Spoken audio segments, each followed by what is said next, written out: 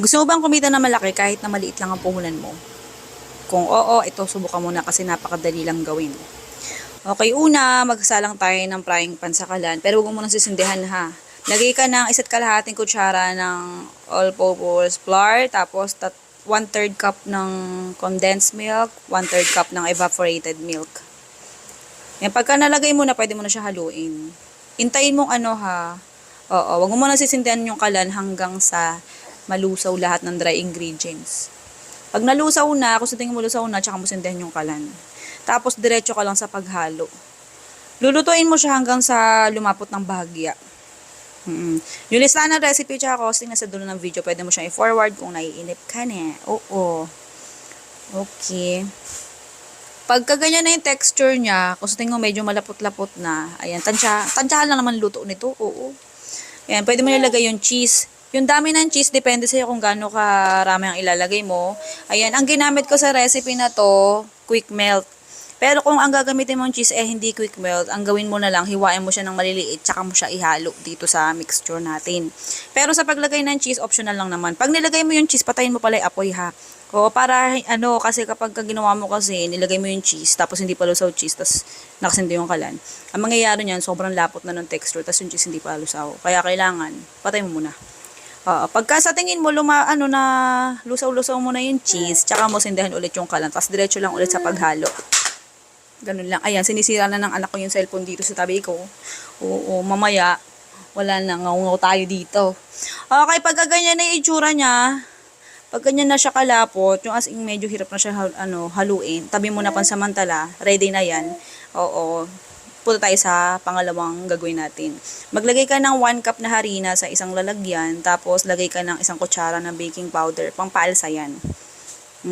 Pangpaalsa. Tapos lagay ka tubig, 1 cup din. O diba bongga, puro isa. Oo, 1:1 ratio tayo dito. Tapos lagay ka ng ube flavor, ube flavoring. Pero kung meron kang ibang gustong flavor, pwede naman. O kaya kung wala kang ganyan, pwede hindi ka na maglagay. Pero kung gusto mo naman, natural yung yung flavor, pwede maglagay ka ng iba, o kaya halaya, o kaya mangga. Basta depende sa'yo kung gusto mong flavor ang gusto mo ditong ilagay. Bala ka. Okay, next, lagay tayo ng suka, 1 kutsara. Pwedeng hindi ka maglagay nito, pero kapag ka naglagay ka kasi niya ng advantage, ayan, mas tumatagal yung shelf life nung lulutuin mo. Tapos, bukod doon, mas maganda yung magiging alsa ng butter mo. Oo. Yan, next, magsalang tayo ng flat pan. Kung gusto mong bumili din yan, sa atin mismo available. Message ka sa main page natin sa Foodipar, Facebook page. Doon ka mag-message na meron 556,000 followers. Okay, tapos, ayan, kahit hindi pa mainit-init, pwede mo na siya isalang agad-agad. Bawat scoop, merong kalahating kutsara. Oo. Yung yung measuring spoon ang gamitin mo ha, kasi magkaiba kasi ang sukat ng literal na pangkain natin na kutsara at yung pang-measure. Oo. Yan, sandali lang itong maluto, napakabilis lang, mahina lang din naman ang kalan. Ayan, kinamay-kamay ko na para mapanis agad. Charos. Kami lang kakain ito. Oo, nilagyan ko lang ng costing para magkaroon ka ng idea. And comment mo naman sa baba kung tagasan ka. Malay mo, ikaw na yung susunod natin na mabigyan ng libreng electric hand mixer or silicone utensils. Bale, ito yung itsura nung ginawa nating palaman.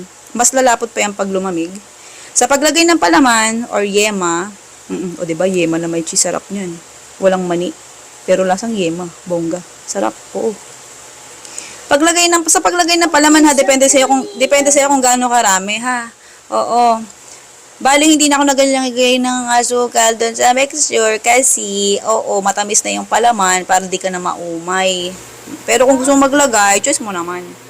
Yung listahan na recipe at costing pagtapos ng natantakan time, eto na. Nasa dulo lagi sa mga nagtatanong, yung mga akalang wala, meron. Akala mo lang wala, pero meron. Oo. Yan yung pangalan recipe natin, Yema Ube Cake, na walang nakalagay na cheese sa pangalan. Sige na, goodbye, good luck. Love you.